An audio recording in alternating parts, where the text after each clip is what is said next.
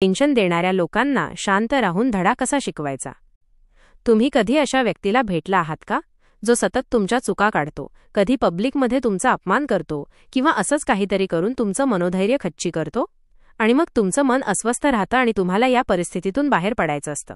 पण थांबा, या लोकांचा बदला शांतपणे घ्यायचा असेल तर शहाणपणाने विचार करा, कारण शांत राहणं म्हणजे कमकुवत असणं नाही, तर शक्तिशाली असणं आहे.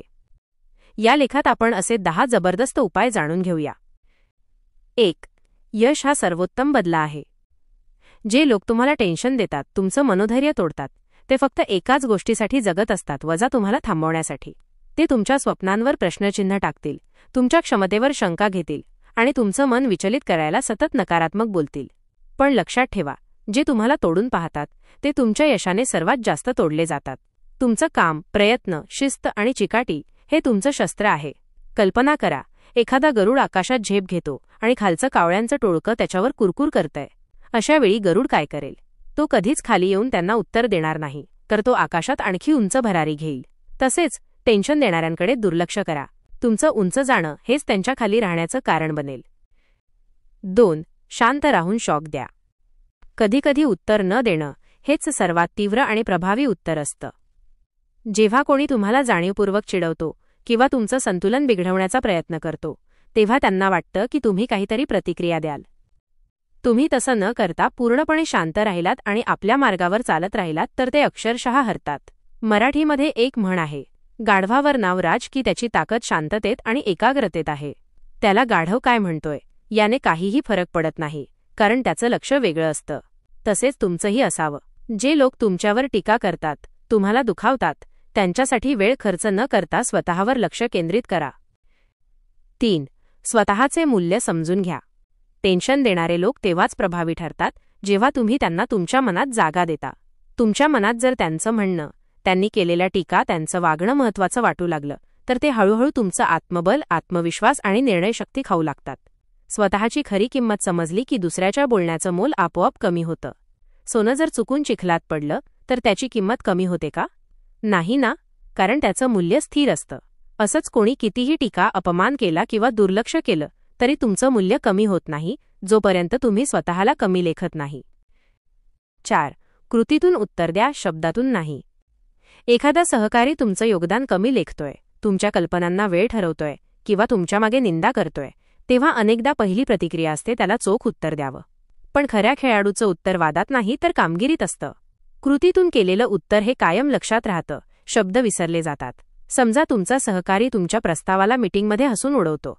तुम्ही त्यावर काहीही प्रतिक्रिया न देता सुट्ट्यांच्या वेळात मेहनत घेता, रिसर्च करता, तुमचं प्रेझेंटेशन तयार करता आणि पुढच्या वेळेस सगळ्यांसमोर प्रभावीपणे सादर करता, तेव्हा त्या माणसाला बोलायला जागा शिल्लक राहत नाही. शब्दातून वाद वाढतो, पण कृतीतून आपण आपली लायकी सिद्ध करतो. वेळ अशी येते की ज्यांनी तुमच्यावर शंका घेतली तेच लोक तुमचं तोंड भरून कौतुक करू लागतात. 5. मानसिक अंतर ठेवा. Social distancing. आपण सोशल डिस्टन्सिंग शारीरिक ठेवतो, पण काही लोक मानसिक विष पसरवतात. अशा लोकांच्या नकारात्मक विचारांमुळे, अपमानास्पद वागणुकीमुळे आणि सततच्या टीकेमुळे मन थकून जातं, आत्मविश्वास गळून जातो. म्हणूनच टॉक्सिक लोकांपासून मानसिक अंतर ठेवा. हीच खरी मानसिक स्वच्छता आहे. आपल्या आयुष्यात शांतता हवी असेल तर विषारी लोकांपासून अंतर ठेवावं लागतं. त्यांना बदलण्याचा प्रयत्न न करता स्वतःचं वातावरण स्वच्छ ठेवा. मानसिक सोशल डिस्टन्सिंग ही स्वतःवर प्रेम करण्याची एक सुंदर प्रक्रिया आहे. 6. विनोदाचा उपयोग करा.